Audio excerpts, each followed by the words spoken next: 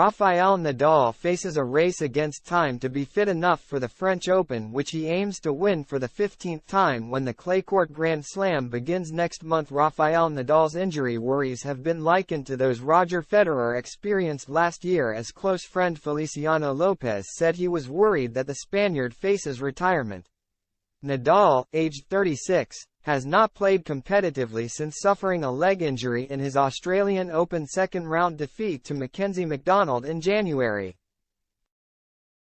Nadal holds the record of most Grand Slam titles, tied with Novak Djokovic, as both players have won 22 major titles heading into next month's French Open. The Spanish star hoped to return to competitive action at the Monte Carlo Masters and has now ruled himself out of the Barcelona Open.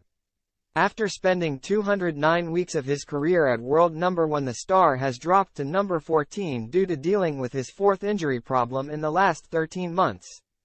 Nadal has dealt with rib, foot and abdomen injuries during the 2022 season and hardly played after pulling out of his Wimbledon semifinal. Remarkably, Nadal won last year's Australian Open after a 6-month injury layoff, which was followed by his 14th French Open title while using numbing injections to his injured foot. Fellow Spanish star Lopez has voiced his concern that Nadal might not be able to continuously bounce back from injuries and could limp out of the sport like fellow legend Federer was forced to do at last year's Laver Cup. "I worry more as a friend," said Lopez talking to Spanish website Punto de Break.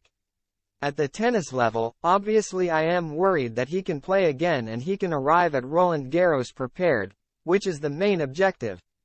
But it worries me more on a personal level, that a player who has been succeeding all his life, is now going through this, so hopefully he recovers soon. If it can be in Madrid, then great.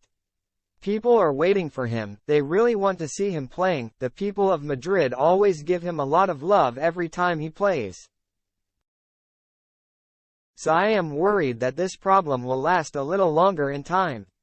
It hurts me that he is going through this, just like it happened to Federer, who had to retire without being able to play, playing a half-lame doubles match, although it was quite a reason, but I do not think it was what he had dreamed after everything he has achieved.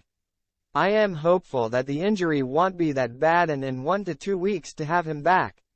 Spanish tennis has been boosted by the emergence of world number 2 Carlos Alcaraz, who won his first Grand Slam crown at last year's US Open.